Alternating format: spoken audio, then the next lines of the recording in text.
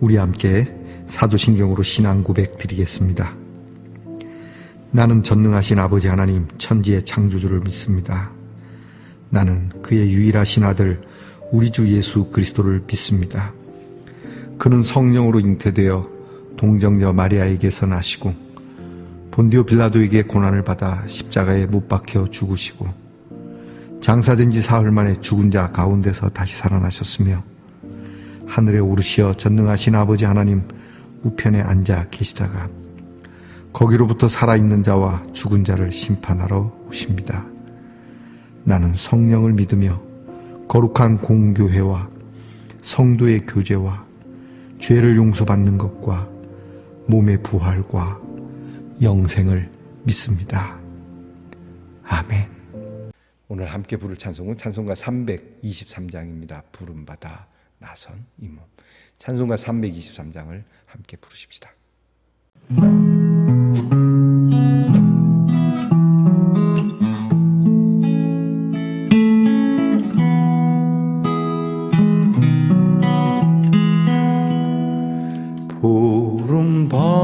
부름받아 나선 이 몸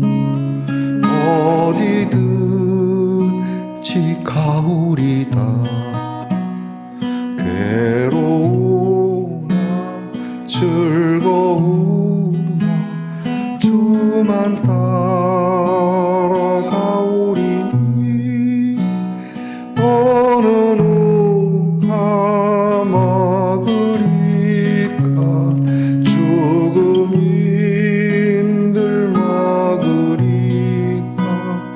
어느 누가 막으리까. 죽음이 늘 막으리까. 아골골짝 빈들에도 복음 들고 가오리다.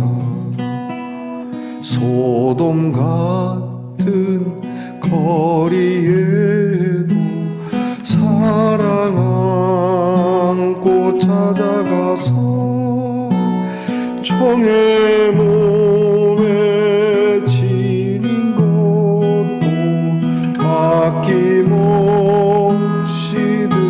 드리리다. 종의 몸에 지닌 것도 아낌없이 드리리다. 존귀 영광 모든 권세 주님 홀로 받으소서. 멸시천대 십자가는 제가 지고 가오리다.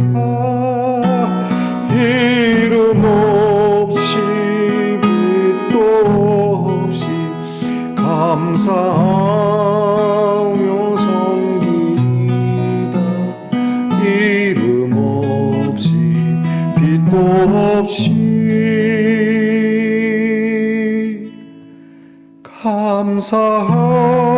감사하며 섬기리다.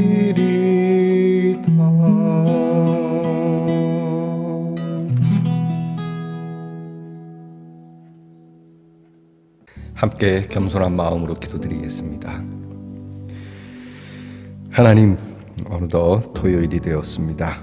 내일 우리 함께 예배드리는 그 귀한 주일을 생각하며 이 하루를 살게 하옵소서. 한 주 동안 주님이 인도하시는 대로 살아왔는지, 주님이 명하시는 대로 우리의 삶을 움직였는지, 주님을 따라가는 우리를 죽음도 막을 수 없다는 신앙으로 살게 하옵소서.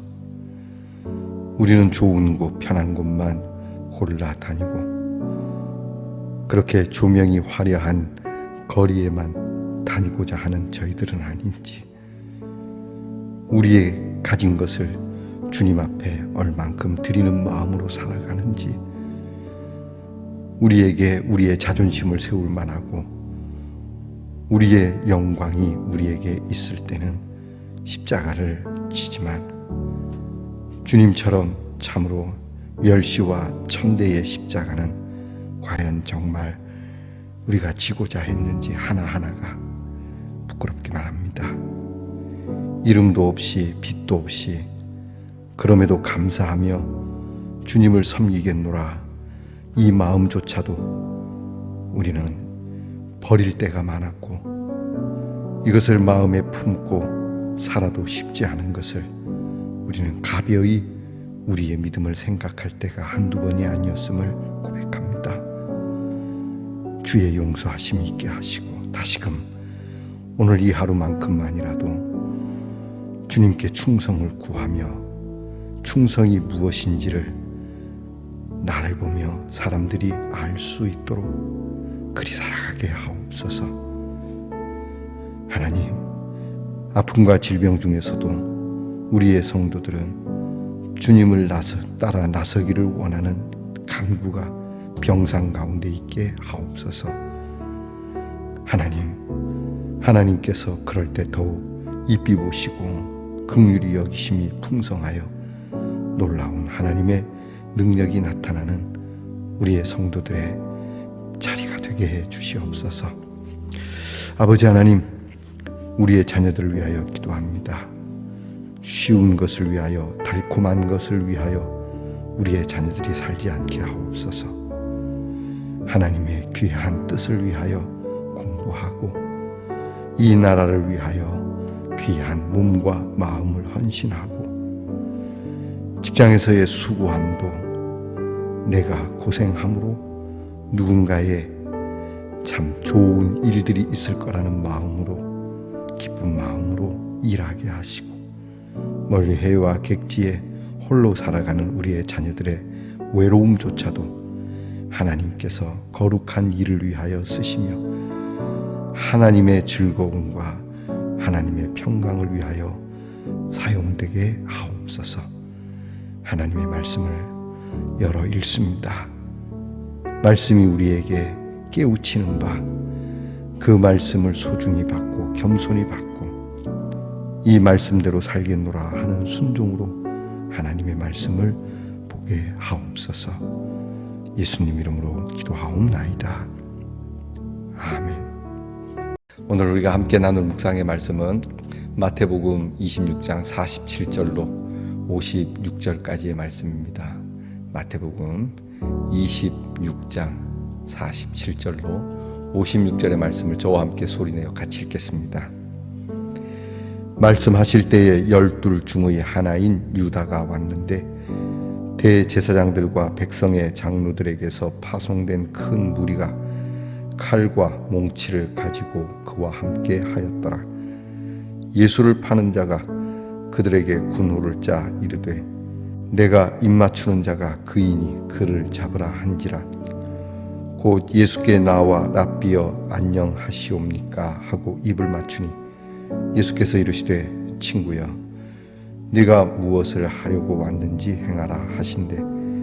이에 그들이 나와 예수께 손을 대어 잡는지라. 예수와 함께 있던 자 중에 하나가 손을 펴 칼을 빼어 대제사장의 종을 쳐 그 귀를 떨어뜨리니 이에 예수께서 이르시되 네 칼을 도로 칼집에 꽂으라. 칼을 가지는 자는 다 칼로 망하느니라.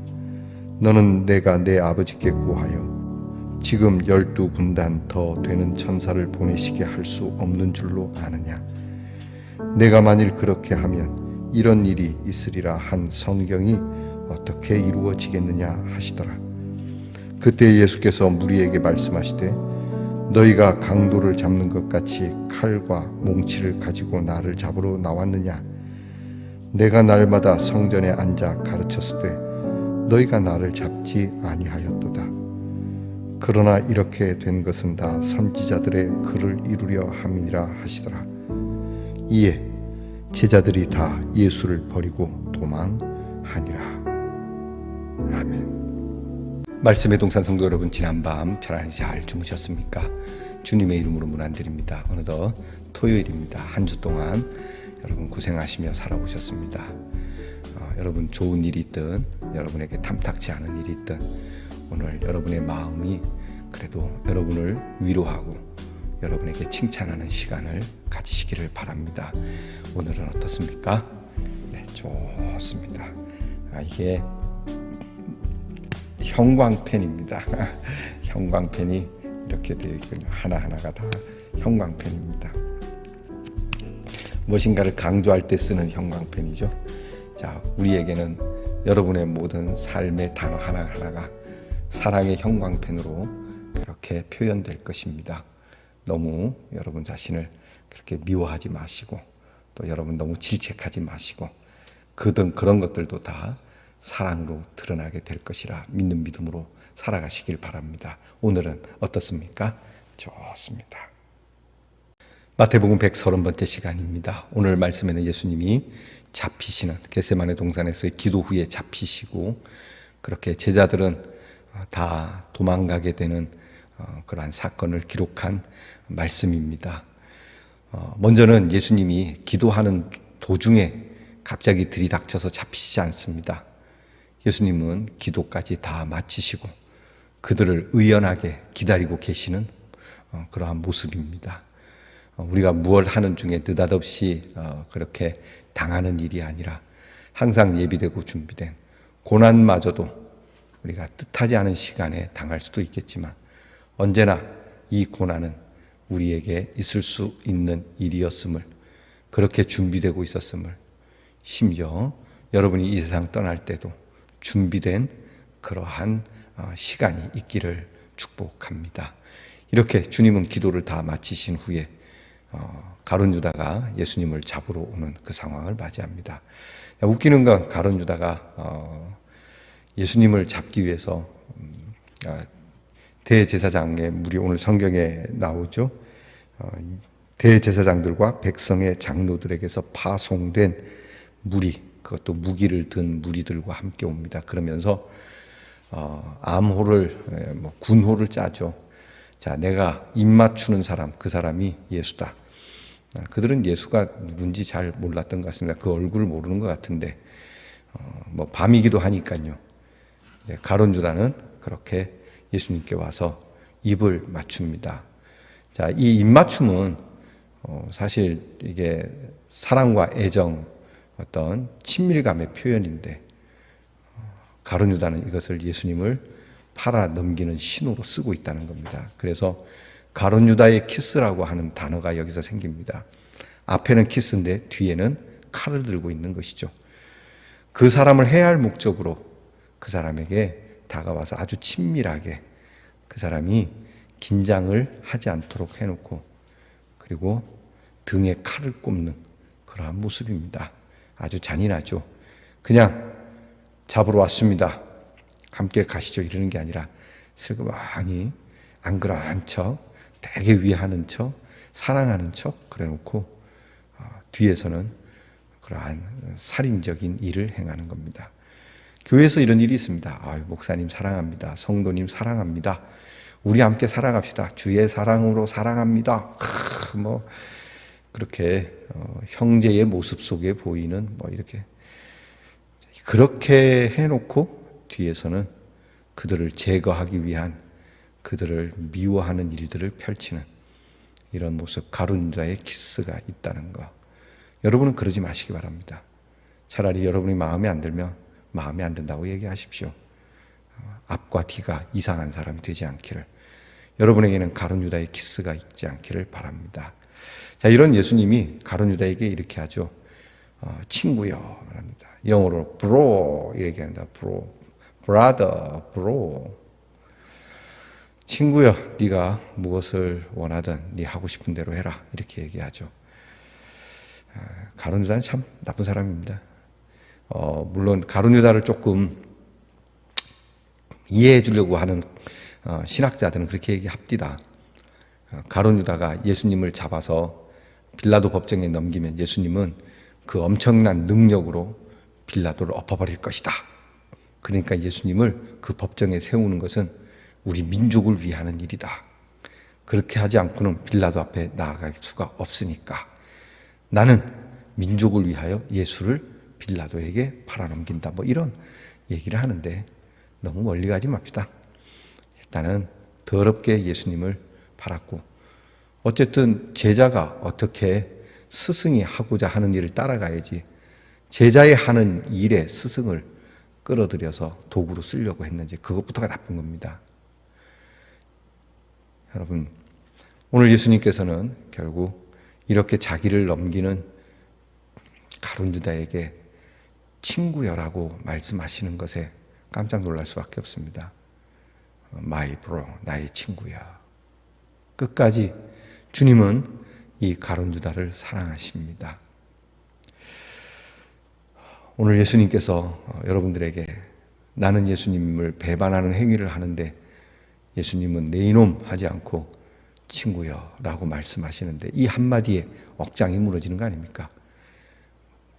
결국 가룟 유다는 그 말로가 굉장히 심각한 정도가 아닌 돌이킬 수 없는 결론을 얻게 되는데요.